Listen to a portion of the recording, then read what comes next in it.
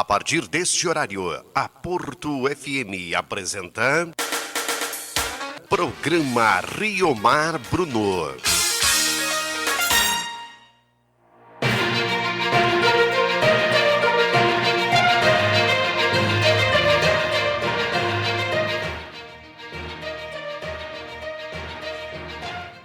Opa, tá aqui o microfone. Estamos tentando acertar aqui os estúdios. Bom dia, Porto Amazonas, aqui Rio Mar Bruno, diretamente dos estúdios da Porto FM. Hoje estamos aí retornando com o programa Rio Mar Bruno, num novo formato aqui na Porto FM. E hoje eu tenho convidados aqui no estúdio já. Eu estou com o meu amigo aqui, posso chamar de amigo, que é o José Estevão, ele que é do Centro de Comunicação da PCH Querubim. Ele é psicólogo, especialista em psicologia social e já está aqui conosco em Porto Amazonas há quase um ano. Ele veio conversar aqui comigo sobre um assunto que é muito importante aí, a campanha do Janeiro Branco, que vai falar sobre a saúde mental das pessoas. E para isso eu chamo ele aqui para conversar comigo. Bom dia, Estevão. Bom dia, Rio Mar. Bom dia, ouvintes do programa Rio Mar Bruno. É um prazer estar aqui com vocês e gostaria muito de agradecer o programa por me permitir trazer aqui esse assunto tão importante que é a saúde mental, né? Eu falo que a saúde mental é um convite à quebra de preconceitos, a prática de mudança de hábitos no nosso dia a dia para uma realização de saúde plena. Então, esse convite, a saúde mental, de modo geral, existe um preconceito muito grande, até de um passado que nós trazemos, né, em relação ao doente mental, que nem se usa mais esse termo. E a maioria das pessoas, quando a gente fala de saúde mental, eles se remete a essa ideia contrária. É muito comum, principalmente nos consultórios, quando a gente pergunta ao nosso paciente se ele está se cuidando, se ele está cuidando da saúde mental, ele logo pergunta, por quê? Eu estou ficando louco? Então, não é por esse prisma, por esse olhar que nós devemos olhar a nossa saúde mental, né? E essa campanha é uma campanha realizada em todo o Brasil, onde surge de um projeto de um grupo de psicólogos para chamar a atenção das pessoas para este bem-estar, né? E por que Janeiro Branco? O mês de janeiro é um mês onde todos estão propensos a mudar de vida, a cuidar mais do corpo. É uma reflexão, né? Uma reflexão, assim, pensar o que eu posso melhorar esse ano. Exatamente. O que eu deixei de fazer lá ano passado, nos anos anteriores, que eu tenho que esse ano fazer de melhor. É o mês de promessas, é o mês que você tem para traçar novos caminhos, como se fosse uma folha em branco, né? Exatamente. Como se fosse uma folha em branco, você vai escrever o que você quer. E eu acho importante, sabe, escrever, assim. Eu tenho feito, ao longo dessa pandemia que a gente está vivendo aí há quase 2 anos, aí, Sim. Eu fiz vários cursos, assim, de psicologia, não digo psicologia, na área comportamental, assim. De gestão, Sim. de liderança, e a maioria deles fala dessa questão, assim, da questão do planejamento, da questão, assim, de você se programar, É exatamente colocar no papel um as pouco coisas. disso que nós vamos conversar aqui hoje, né? Desse planejamento mental dentro de um equilíbrio emocional. E antes de eu adentrar realmente assim nesse plano, né, nesse assunto, eu gostaria de passar para vocês uma retrospectiva da saúde mental aqui no Brasil. Porque é importante a gente conhecer de onde vem esses preconceitos. Por que nós temos uma temeridade de falar do assunto, né? E esse assunto ele deve ser discutido nas escolas, nas famílias, para que quando o adoecimento surgir, a gente já saber direcionar as pessoas que já estão com esse desequilíbrio. Nós não falamos mais de doença, nós falamos de desequilíbrio, né? Sim. Então, no Brasil, no século XIX, início do século XIX, o primeiro manicômio, ou hospício, né, que era chamado, o Hospício Dom Pedro II, que foi implantado através do decreto desse imperador para se livrar daquelas pessoas que perambulavam pelas ruas. Então, a corte se sentia incomodada e a taxava de louco, porque eram pessoas que não eram ativas. Então, fizeram uma clínica para acolher essas pessoas como se elas fossem loucas. Para esconder essas pessoas. Sim. Ou se livrar, né, dessas pessoas. Exatamente. E essa demanda foi aumentando, e essas pessoas não tinham uma estrutura para alimentação, para dormir. Então, acontecia-se verdadeiros depósitos de pessoas, né, onde passavam frio, não tinha cama, fome, privações diversas, né? Inclusive privação da família, e as violações dos direitos humanos eram rotina nesse movimento, né? Porque não tinha uma higiene, não tinha água, não tinha uma alimentação boa. Até questão de tratamento, né? Porque não se tinha uma ideia, acredito ainda, do que era aquilo, né? Exatamente. Eram cobaias, digamos assim. Era um laboratório, né, que eles faziam com a melhor intenção, né, que era um laboratório onde eles buscavam a cura para a sanidade mental, né. Mas em 1970, esse Hospício Dom Pedro II, no Rio de Janeiro, que inclusive até hoje existe, havia 5.000 pessoas internadas. Agora você imagina 5.000 pessoas num local sem essa infraestrutura humana. Eu imagino que Porto Amazonas hoje tem 4.850 habitantes, segundo o último censo, né? Sim. Então, ou seja, seria toda uma população da cidade aqui de Porto Amazonas. E é exatamente isso, é muita gente. Eu acredito que o espaço era muito menor do que o que a gente tem aqui, né? Com certeza, né? Até que em 1979, um psiquiatra italiano trouxe essa reforma psiquiátrica. Franco Basaglia é o nome desse psiquiatra, onde ele visitou o Brasil e aí ele faz uma proposta de psiquiatria mais humanizada. Olha que interessante. A partir daí, há um crescimento significativo por parte da medicina psiquiátrica e da psicologia, né, em estar trabalhando essas pessoas. Né? Ele propõe o fechamento desses manicômios e o desajustado, os desequilibrados, vamos colocar dessa forma, ele é levado para ser cuidado em liberdade junto com a família. Então, há todo um movimento dos profissionais da saúde, associações, familiares, né, dos desequilibrados, onde eles conseguem, através de uma lei, né, aprovar esse novo modelo dentro das políticas públicas. Aí vem o SUS para ajudar e há toda uma mudança que hoje nós enxergamos isso com muita clareza na nossa saúde em todo o Brasil. Não se vê mais pessoas desequilibradas acondicionadas em clínicas. A maioria delas são tratadas em casa. E uma coisa importante, que não é só as pessoas que estavam em desequilíbrio mental que iam para as clínicas. Havia pessoas com outros diagnósticos que eles não sabiam compreender e levavam para a clínica. Eu vou citar o exemplo do portador de epilepsia. O portador de epilepsia não tem um desajuste mental, ele não perde o raciocínio, é uma pessoa normal como todos nós. Mas, naquela época, se você tinha uma crise de epilepsia, aí você já era levado para o hospital, né? Não sabia lidar com o novo, digamos, o diferente, assim, não sabia lidar. Exatamente, Bruno.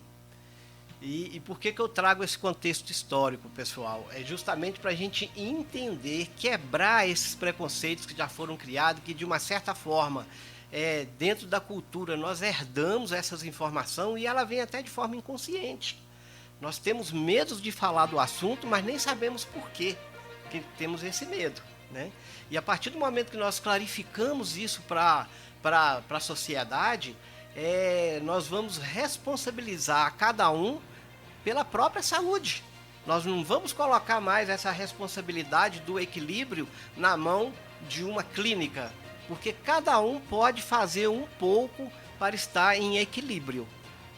Interessante. Né, Bruno? E então, vamos começar a enxergar então o que é saúde, né? Para a gente perceber. Nós já sabemos que a gente tem uma percepção de uma forma distorcida, né, sobre a questão da saúde mental, mas o que significa realmente saúde? De acordo com a Organização Mundial da Saúde, que é a OMS, ela define saúde como um estado completo de bem-estar físico, mental e social, e não apenas a ausência de doença. Então, nós saímos já do limite do corpo físico e já estamos adentrando numa realidade mental. Muito interessante isso. Tem uma frase até que eu comentei, acho que contigo, me fugiu, ela... Naquela língua bonita lá que a gente gosta de falar, mens sana in corpore sano. Mente sã, corpo são. Que você tem que ter uma mente sã também, né? Sim. Por isso que daí você sai do físico pro algo mais elevado, assim, né? Mais sutil, mais né? sutil. E para o Ayurveda, por exemplo, que é um sistema de saúde que existiu há 5.000 anos, 3.000 anos antes de Cristo, né? Só para a gente ter uma ideia de espaço-tempo. Para eles, a concepção de saúde não foge muito da Organização Mundial da Saúde. Eles falam o seguinte: a saúde é um bem-estar físico, emocional, mental e espiritual. Olha que interessante, nós já extrapolamos aí um pouco do físico e mental e já adentramos nessa questão do emocional e espiritual, né? Vamos trazer mais na frente aqui, a gente vai falar um pouquinho sobre essa espiritualidade. Não quero adentrar na religiosidade, mas sim nessa questão aí de conexão com o divino. Sim. Entendeu? Porque se você for parar para pensar, o ser superior que existe, ele tem vários nomes, né? Mas são vários nomes, mas é o mesmo ser, é a mesma força que rege tudo, né? Concordo. É a mesma força que rege tudo, só que você tem vários nomes para chamar ele, né? Eu prefiro chamar de pai. Sim. Que aí engloba todos os nomes. Isso. Né? E para a psicologia, a saúde, a psicologia fala que o ser humano ele é biopsicossocial. Olha que interessante. Ele dialoga com a ideia da Ayurveda. Quando ele fala que ele é bio, ele fala que nós somos biologicamente constituídos. Por isso nós herdamos algo biológico dos nossos pais. Nós herdamos, como exemplo, cor dos olhos, né, a estatura, cabelo, forma da face. Então, é uma reação biológica. E aí nós podemos falar do nosso corpo físico como biológico. E o psico engloba tanto o emocional quanto o mental. Aí é que vem a psicologia contribuindo com o estudo do emocional e mental. Hoje a medicina já não trata apenas o físico. Ela já engloba o ser como algo mais do que simplesmente físico. Ela já inclui aí o psico, que é o mental, o emocional, e o social, porque é biopsicossocial. Porque é importante a sociedade, você viver em sociedade. A gente vai falar mais para frente aí a questão assim do isolamento, né? Assim, que muitas pessoas acabaram se adoecendo, Bruno, pelo fato de estar em isolamento, não poder assim ter aquele convívio que antes tinha ali, e o isolamento causou uma série de depressões, uma série de aumento de doenças, aí, ansiedade, depressão nas pessoas aí.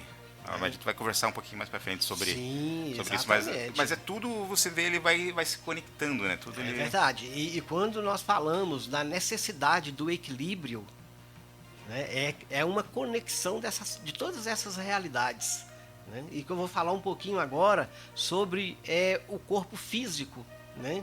Então, dentro desse entendimento, tanto da Ayurveda, tanto da OMS, né, Organização Mundial da Saúde, e quanto da psicologia também, nós podemos afirmar que a saúde mental é o equilíbrio entre o corpo físico, corpo emocional, corpo mental, meio social e o espiritual, né? Todos nós necessitamos um pouco disso, né, para estar trazendo esse equilíbrio. Então, o que é o corpo físico? O corpo físico, não há nem muita necessidade de argumentar, né? Porque nós podemos tocá-lo, nós podemos senti-lo, nós podemos perceber através dos nossos 5 sentidos. Ao tocar, ao ver, né? Ao cheiro, ao ouvir. Tudo isso é espaço físico, né? E como que nós vamos fazer para que o nosso corpo físico fique saudável? Né? Vamos isolar o físico agora e vamos falar um pouquinho desse corpo saudável, né? Atendendo às nossas necessidades fisiológicas, é um primeiro passo. Né? E que é diferente de cada ser, né? E diferente de cada ser. Eu li, acho que hoje ou outro, era uma charge, assim, um meme, assim, para se dizer assim, que tem que parar aquele preconceito de achar que toda pessoa obesa é doente. Sim, exatamente. Nem isso. sempre, às vezes sempre. Ela tá obesa porque ela se sente bem daquela maneira, para ela tá bom, não é porque o teu biotipo, o teu pensamento vai ver aquela pessoa ali como uma pessoa doente, ou então uma pessoa muito magra é uma pessoa doente também. Fragilizada, né? É a mesma coisa, a pessoa Exatamente. se sente bem daquele jeito, a pessoa se sente bem daquele jeito. Você tem que pensar na pessoa, né? Como a pessoa Exatamente. E aí a importância do nosso mental e emocional está bem clarificado, porque esses pensamentos, esses julgamentos que nós fazemos, ele vem muito de acordo com uma cultura. E a cultura do capitalismo hoje, ele tende vamos dizer, a criar coisas, né, para que as pessoas se tornem independentes e gerar cada vez mais lucro. Então, eles determinam em determinada época o que comprar, o que comprar, o que vestir, o que comer. Se você é gordo, você tem que emagrecer. Se você é magro, você tem que praticar academia e ficar forte, né? Então, há toda essa cultura que nós precisamos de entender dentro do nosso intelecto, dentro do nosso racional, que é o corpo mental, para não deixar o nosso emocional se fragilizar. Me veio à tona aqui um estudo que fizeram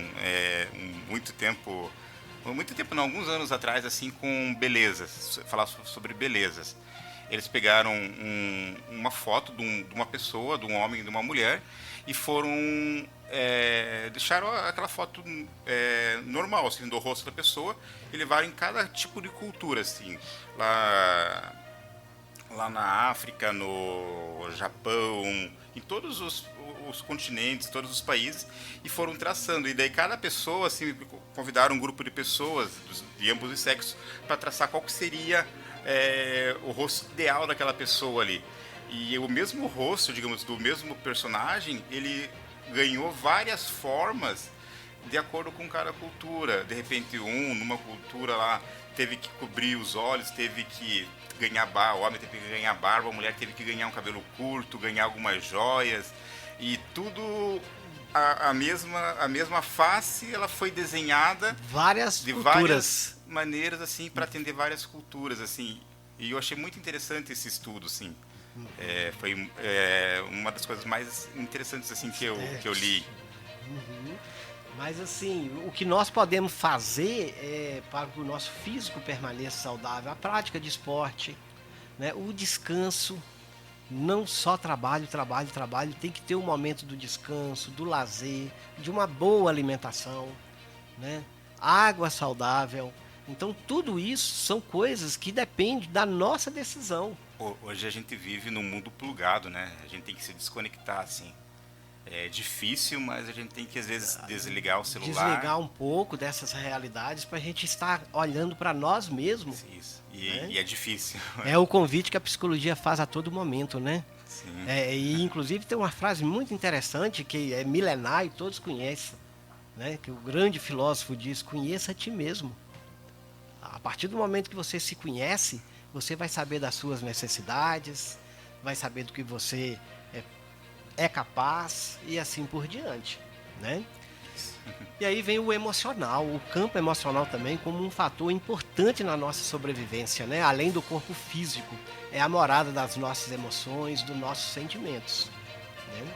Então, muitas vezes, a dor que sentimos nessa parte do emocional é mais intensa do que a dor que sentimos na parte física. Porque na parte física nós temos vários medicamentos que combatem essa dor, vários analgésicos, a dor de cabeça, a dor num determinado lugar. Quando a dor é intensa, nós inclusive vamos lá e tomamos uma anestesia, a dor física acaba. E a dor emocional? Essa é...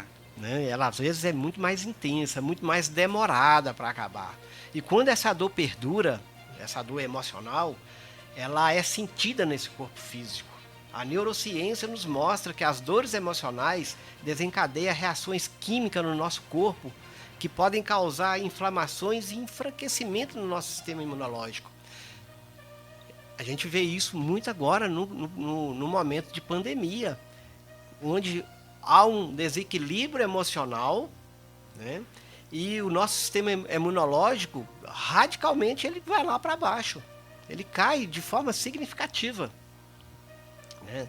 A ansiedade, que é a preocupação, vou citar como exemplo, a dor no estômago, dor de cabeça, tudo pode ser consequência dessa ansiedade. O friozinho na barriga. Dor de barriga, o friozinho na barriga, né?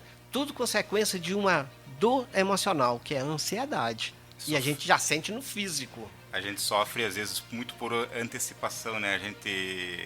Eu vejo por mim, assim, que às vezes você fica imaginando cenários que talvez nunca vai acontecer e não é legal isso. Você fica imaginando cenários ali, mas pode acontecer isso, pode acontecer aquilo. E aí você fica num universo que não é verdade e que você está sofrendo por ele. E você evita de evoluir.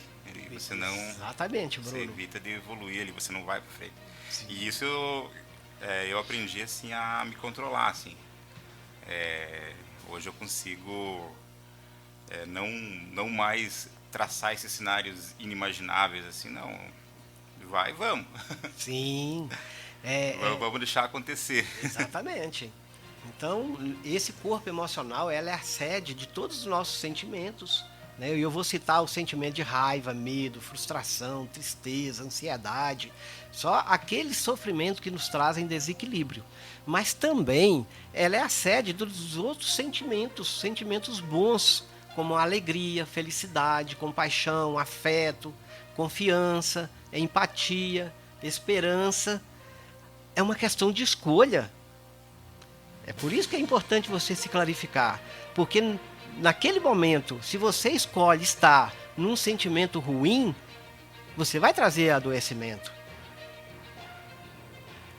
Então você vai escolhendo, você já vai familiarizando, praticando o bom sentimento, isso é uma prática, né?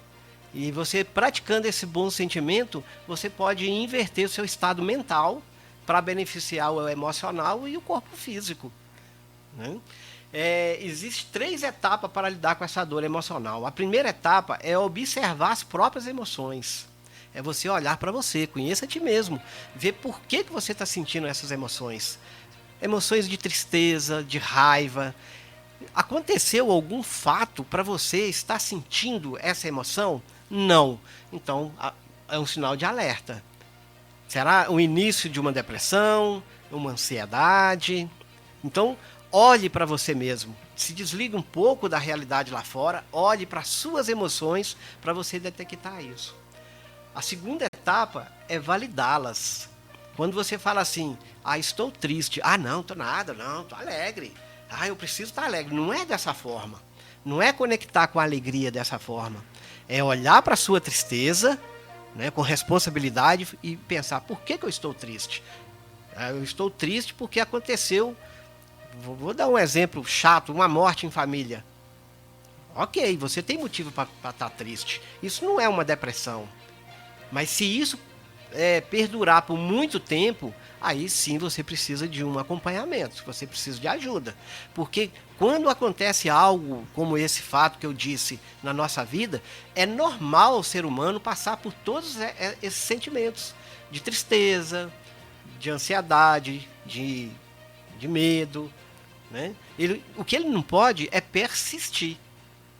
E o terceiro ponto, a terceira etapa, é focar no presente. É aquilo que você disse, Bruno. Tem muitas coisas no futuro que a gente fica pensando e acaba gastando energia com uma coisa que não aconteceu e o emocional desequilibra, enquanto no presente você está bem. Então foca no presente. Eu estou bem agora, o que nesse momento está acontecendo para mim estar desequilibrado emocionalmente? Nada. Então, o porquê do desequilíbrio? E é importante a gente prestar atenção na minha fala anterior, quando eu falo o tempo para o corpo físico, no momento do lazer, do descanso, do trabalho. Não só de trabalho, não só de lazer, não só de descanso, mas é o equilíbrio entre esses três, para não trazer desequilíbrio. Então você tem que descansar. Você tem que descansar, você tem que ter lazer e você tem que trabalhar também para a sua sobrevivência, né? Então o corpo emocional precisa de cuidados igual ao corpo físico. Por isso é preciso estar atento com quais alimentos nós estamos nutrindo. O que nós estamos alimentando para o nosso corpo emocional? Será que nós gostamos de um filme de guerra, onde traz tristeza, morte, ansiedade? Ou nós gostamos de algo mais tranquilo? Isso são escolhas, são alimentos que nós vamos estar trazendo para o nosso corpo emocional.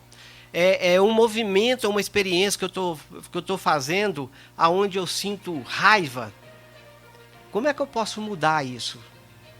Será que eu vou ter que vivenciar isso a minha vida com raiva, com medo? Ou eu tenho nas minhas mãos o poder de mudança? A psicologia vai dizer que sim. Você tem em suas mãos o poder de mudança, quando você foca nas coisas boas. Isso é importante, você focar sempre nas coisas boas ali.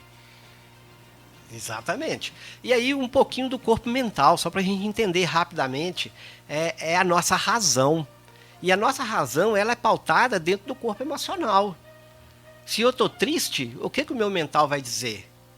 Se eu estou alegre, o que o comando da minha mente vai estar mandando para o meu corpo físico? É a parte que está relacionada com a nossa inteligência, planejamento, propósito de vida, as nossas escolhas. Enquanto nós sentimos no campo emocional, no campo mental nós pensamos. E é aí que nós traçamos as nossas metas. Eu quero para esse ano viver bem, de saúde, então eu vou criar um propósito.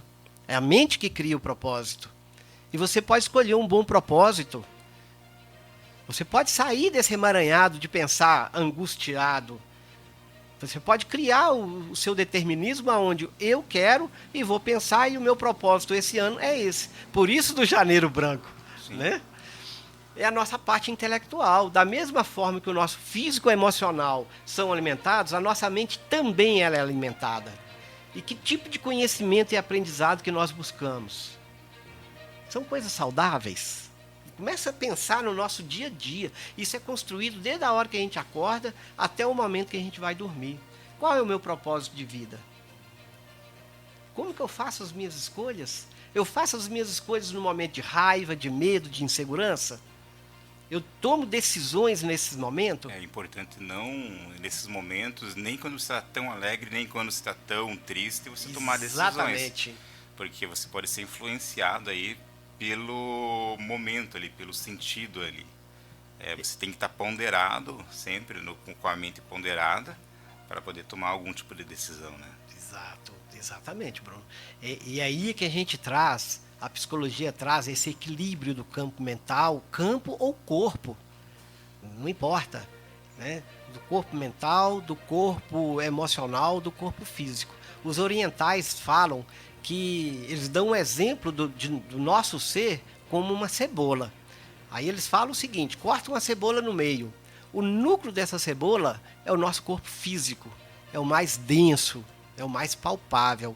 A próxima crosta que vem na cebola é o nosso corpo emocional. Aí depois vem uma outra camada na cebola, é o nosso corpo mental. Olha que interessante se a gente fizer essa comparação. E a cebola é o ser, é o indivíduo completo, né? Estando dentro dele todo esse movimento do físico, mental, emocional, social e espiritual. E aí eu gostaria de colocar um pouquinho sobre o social também, né? Que nós somos seres que viemos aqui e não conseguimos viver sozinhos. Não, impossível. É impossível. Impossível você viver. Se uma pessoa for lá para a montanha, ela não tem como viver sozinha lá. Ela pode ficar lá 1 ano, 2 anos, 3 anos, só ela. Mas assim, ela vai precisar de alimentação, vai precisar de um tanto de coisa. Ela vai precisar conversar, ela vai criar personagens Exatamente. para conversar. Um filme que trata um assunto semelhante a isso é o Náufrago, né? Náufrago, é isso. Ele fala, a pessoa, o náufrago lá, ele acabou criando personagens que eram a válvula de escape, onde ele conversava, onde ele brigava, onde ele... Ele pegou uma bola, né? Sim. Para conversar com essa bola. Então, a solidão é um dos males que mais atinge a nossa sociedade hoje. E a melhor terapia é praticar exatamente essa convivência social. Porque nessa convivência social nós buscamos amor, nós buscamos também um movimento que nos faz raiva, nos faz medo, nos faz insegurança. E é só vivenciando isso que a gente pode estar trabalhando o nosso crescimento em relação a essa segurança, a essa raiva. O exemplo disso é essa pandemia. Quanto o afastamento social aumentou o índice de depressão e ansiedade da população. Tem países do mundo que a depressão aumentou em 300%. Né? E isso para todas as faixas de idade, né? Não só... Não é só o adulto. Não é só adulto, a criança, adolescente, a terceira idade. A terceira idade, todo mundo, de certa forma, foi prejudicado com isso, né? Exato. Teve esses problemas, esses como que seria a palavra? Esse desequilíbrio. Esse desequilíbrio. E a pandemia, apesar da gente não querer isso, né? Para planeta nenhum, vamos dizer assim, já que o planeta Terra passou por essa experiência, nós podemos aprender com ela.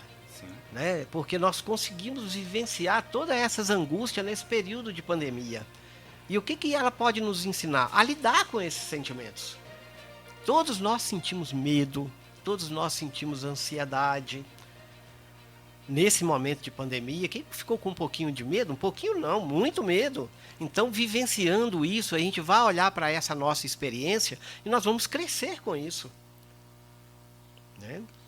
E a nossa relação com essas pessoas em vários movimentos, tanto do corpo emocional, tanto do corpo mental, e nesse movimento coletivo aí do social. Né?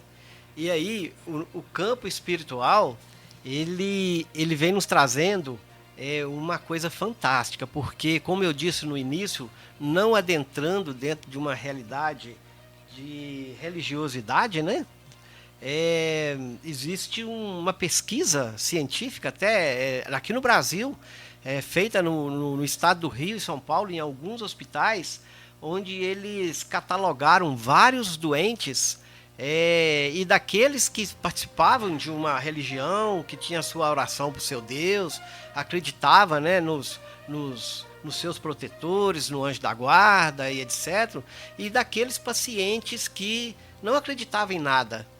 E eles perceberam que aqueles pacientes que tinham uma fé, que tinha algo para se nutrir, para se segurar, né, naquele momento de medo, a regeneração deles era mais rápida. Né? Sendo psicológico ou espiritual, não importa. Eu acho que o ser humano, ele vem de uma essência divina, onde o olhar dele para essa realidade faz parte dessa completude, né? Desse equilíbrio. Então, por isso que hoje, nesse momento que nós estamos falando aí de Janeiro Branco, e falando da necessidade de nós olharmos para o nosso corpo físico, emocional, mental, social e espiritual, né? Nesse momento é muito importante a gente estar levando isso para a comunidade, a gente levar isso para as famílias, para a gente repensar a forma de levar a vida da agora para frente. E, então, a gente vai... Eu vou chamar um intervalo aqui, Estevão. E no próximo bloco a gente vai conversar um pouquinho, falar sobre exatamente aí, como a gente vai manter o equilíbrio emocional, de repente, no momento que a gente tiver com muita raiva aí. Vamos para um rápido intervalo aí, tomar uma aguinha aí, que a gente já está há quase 30 minutos conversando aí. Uma garganta seca. A garganta já está seca, a gente já volta aí. A Porto FM está apresentando programa Rio Mar Bruno.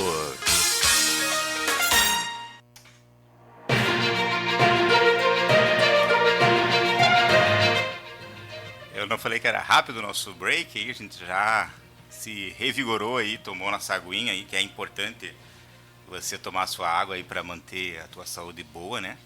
E agora o Estevão, ele vai conversar aqui com a gente, ele vai falar aí sobre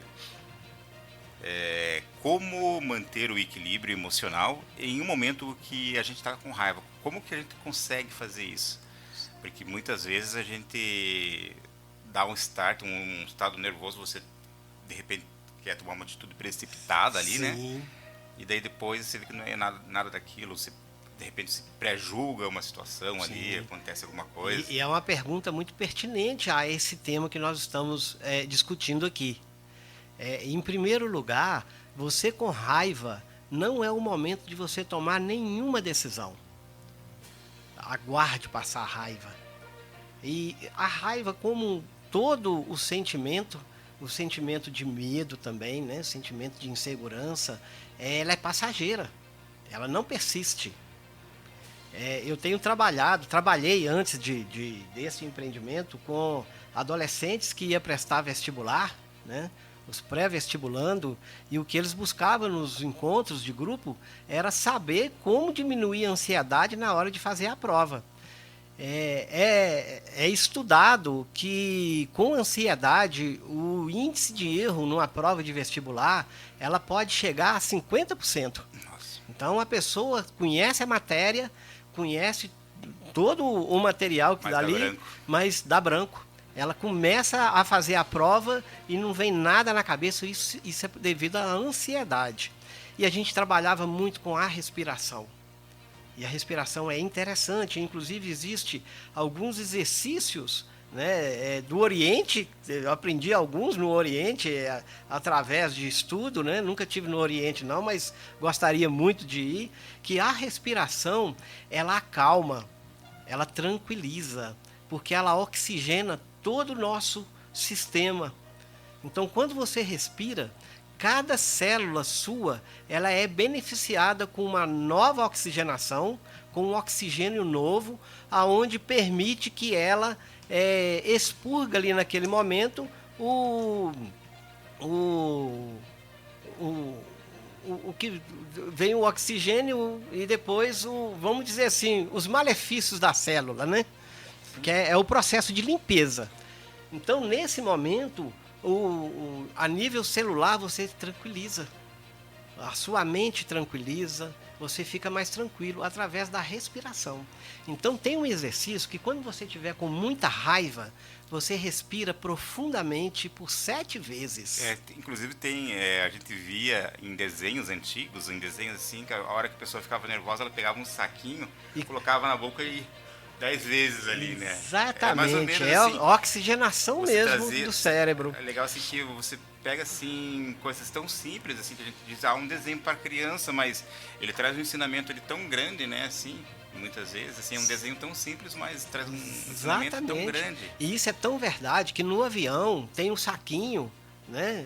Hoje nem tem mais, né? Por redução de custo, mas antigamente tinha um saco de papel onde, quando você ficava passando mal com ansiedade, você enchia aquele saco várias vezes e soprava e puxava o ar várias vezes, que aí regulava a sua ansiedade, né? Era um trabalho de respiração. E o interessante é que essa respiração ela tem que ser toda. nós trabalhamos a respiração profundamente, imaginando, inclusive, que o nosso abdômen enche de oxigênio. Nós temos a cultura de fazer só meia respiração, né? Através da respiração, o exército americano condicionava os seus soldados a partir para a guerra. Qual que era o lema da época? Barriga para dentro, peito para fora. Porque quando você respirava só com o peito, você só tinha meia respiração. Aí você ficava ansioso. Você estava pronto para o ataque. Por isso é que eles ensinavam os soldados a ter meia respiração. Peito para fora, barriga para dentro, você não respirava com o pulmão todo, né? O animal, quando ele vai atacar, um dos primeiros comportamentos dele é meia respiração. Você pode ver o cachorro ofegante quando ele vai atacar e respirando só com o peitoril. Aí você sabe que ele vai atacar porque ele está ansioso. E aí, esse exercício que eu estou dizendo, 7 vezes respirar profundamente, com calma, percebendo o ar entrando nas suas narinas, bem devagar, bem tranquilo, prender um pouco o pulmão cheio de ar e depois expirar com muita tranquilidade, de uma forma bem leve, né? Isso 7 vezes. Respire. E aí eu pergunto assim, as pessoas às vezes me perguntam, e se 7 vezes não passar? Aí você respira mais 7. Tem algumas técnicas de meditação assim que eles ensinam justamente assim, e quando você respira, você tentar imaginar assim o ar entrando no teu corpo. Isso. E indo até a ponta dos dedos, indo até a ponta... Exatamente, chegando, é uma técnica. Chegando em várias partes do corpo, ele passando ali, que daí, quando você não tem essa familiaridade em respirar com a barriga, respirar por completo, profundamente, você fazendo essa técnica e de imaginar que o ar está chegando até aquele determinado órgão, até aquela determinada parte do corpo, você vai aprender meio que inconscientemente a respirar melhor. Exatamente. E quando na segunda vez dos 7 vezes a respiração não te acalmar, aí você pode respirar 7 vezes 7. Né? E essa técnica já não é conhecida desde a época de Jesus. Sim. Quando ele diz, quantas vezes você deve perdoar o seu próximo? 7 vezes 7. Né? Aí os discípulos perguntam, 7 vezes 7, senhor? Não, 7 vezes, 70 vezes 7. Agora, por que o número 7? É comprovado também que o nosso cérebro, as nossas emoções, com 7 segundos, ela tende a amenizar a impulsividade. Olha que interessante. 7 segundos, 7 respirações. Passa esse tempo e aí a mente tende a equilibrar. Se você é uma pessoa que persiste naquela raiva, que se julga no direito, né, de estar com raiva, se está sentindo injustiçada, você vai alimentar a sua necessidade de raiva e aí você não adianta contar 7, porque vai diminuir o seu sentimento de raiva, mas ele vai persistir. Então, além de respirar, nós precisamos de conhecer as nossas emoções, olhar para ela, como eu disse, e se permitir julgar se compensa ou não estar com aquela emoção de raiva. A partir do momento que você interiormente definir que você não quer ter raiva, que você não precisa ter a raiva, aí a sua mente já bloqueia. Daqui 7 segundos, ela vai bloquear e fala, eu não vou ter raiva. E aí a sua respiração vai ajudar. É alguma coisa, meio que o que a gente conversou no bloco passado ali. Você pode definir, digamos assim, só porque acontecer uma coisa ruim nesse momento com você, não quer dizer que o teu dia inteiro vai ser ruim. Você tem o resto do dia para acontecer milhares de outras coisas boas. E uma coisinha ruim, se você ficar ali, mas aconteceu aquilo dali a hora que eu acordei, aconteceu aquilo dali. Daí você vai acabar tendo um dia ruim por causa que você vai ficar remoendo uma coisa ruim que aconteceu você vai ficar preso no passado, né? Me aconteceu isso. E deixa de aproveitar tudo o momento que está acontecendo ali. Eu costumo, inclusive, agradecer a Deus pelos pequenos momentos ruins que tem na minha vida. Quando o meu carro fura o pneu, eu fico imaginando que é um livramento. Sim. Que eu não sei o que poderia acontecer daqui 10 quilômetros na frente. Ou daqui a 5 segundos. Ou daqui a 5 segundos, exatamente. Né? E se a gente pensa por esse modelo, olha para você ver como que nós conseguimos moldurar, vamos dizer assim, o nosso emocional.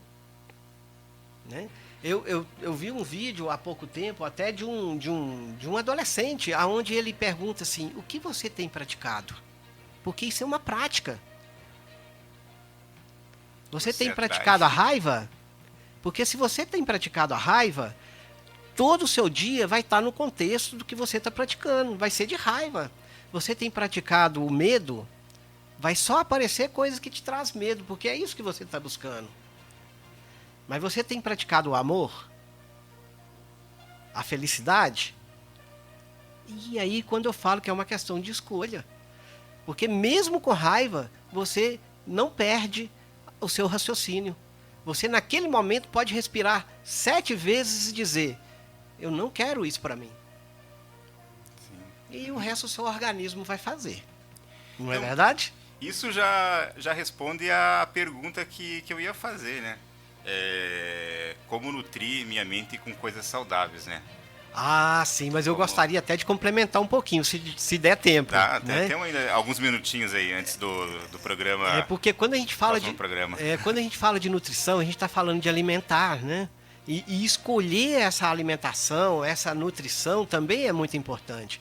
Mas traz uma cultura que divertir é fazer muitas coisas que às vezes nos faz mal. Vou dar um exemplo aqui, que tipo de alimento que eu faço que eu chamo de lixo mental? Um filme de guerra. O que você vai assistir num filme de guerra? Não estou julgando de forma alguma o filme, e muito menos de quem gosta. Mas vamos fazer um paralelo. O que um filme de guerra traz? Né? Vamos colocar um exemplo, um filme de humor. A guerra vai me trazer ansiedade? Vai me trazer medo? Vai me trazer raiva? E vocês podem perceber que o movimento do filme, ele começa nos forçando a fazer um julgamento. Existe uma injustiça no início, ou alguém que te rouba, ou que mata um parente seu, e normalmente inicia com a morte de criança, que aí é mais forte ainda, né? Porque nenhum de nós estamos preparados para isso. E aí você vai criando um tribunal na sua mente, e antes da metade do filme você está condenando a pessoa que fez isso e está querendo matar ela também. É bem assim, não é verdade? Filme de guerra, né? O filme é assim. Né? Existe filme policial, por exemplo, que dá vontade de você entrar no filme, pegar o bandido e esgoelar ele. Isso é alimentação mental. Porque você está vivenciando num universo mental, não aqui no físico, né? Aqui e agora. Mas na sua mente, você está vivenciando todas essas emoções. E a sua mente dispara hormônios para todo o seu corpo, independente de você estar vivenciando aquilo de verdade ou não. Quando você vivencia o medo, ela vai te jogar adrenalina. Porque a adrenalina, isso é normal para a nossa mente fazer isso, que desde a época da caverna, a adrenalina é o hormônio para fazer a gente fugir do medo. Ou você foge da situação, ou você ataca a situação. Como no filme você não vai fazer nenhum e nem outro, aquela adrenalina vai ficar no seu corpo, te fazendo mal. Você está sentado no sofá, não está fazendo exercício, e a tendência é te afetar o corpo físico. Percebem? Esse alimento mental, como que ele vai desestruturar o seu emocional e te trazer, às vezes, uma dor no estômago no final do filme. É verdade. A gente está chegando já aqui nos últimos minutos do programa, são 9h55. Pra gente achou que uns 20 minutos bastava, né? Eu pensei que era só uns 20 minutos. Uns 20 minutos daria, a gente teve assunto e de repente dá até para mais um programa aí pra gente conversar aí sobre esse assunto do Janeiro Branco. Mas eu tenho que encerrar o programa. A gente conseguiu falar bastante coisa hoje aqui no programa Rio Mar Bruno, na volta aí do programa Rio Mar Bruno para esse novo formato. Eu agradeço demais aqui o José Estevão, que colaborou aí com a gente, trazendo o seu conhecimento, esse baita conhecimento aí aqui pra gente. E deixo o microfone aberto, José Estevão, se quiser. Estevão, né? Que é como é mais conhecido aqui. Sim, eu também. o pessoal me conhece mais por Estevão. Eu sou o Riomar Bruno, né? Só que daí, quem me conheceu quando criança me chama de Bruno. Quem me conheceu depois de adulto me chama de Riomar. E daí, por isso que eu falo, eu sou Riomar Bruno, porque daí eu coloco as duas pessoas ali, né? Então, os microfones estão à sua disposição. Eu quero renovar o meu agradecimento por essa oportunidade, viu, Riomar? E colocar o Centro de Comunicação Social aqui da PCH Querubim à disposição de toda a comunidade. Não sei como que eu fui agora, o primeiro dia do programa, mas em outras oportunidades nós temos outros assuntos muito importantes para trazer aqui para vocês, né? Já tenho até conversado na comunidade sobre alguns assuntos como uso de drogas, que é muito importante, a família está consciente dessa realidade, gravidez precoce também, que é muito importante, e outros assuntos que eu quero estar trazendo para a comunidade, né? Fico à disposição e coloco o SEC, que é o Centro de Comunicação, à disposição também para qualquer pessoa que quiser ir no SEC, conversar sobre o assunto, né? E a gente poder disseminar esse assunto aí para a comunidade, para trazer aí um bem-estar físico, emocional e mental para todos nós. Muito obrigado. Eu que agradeço.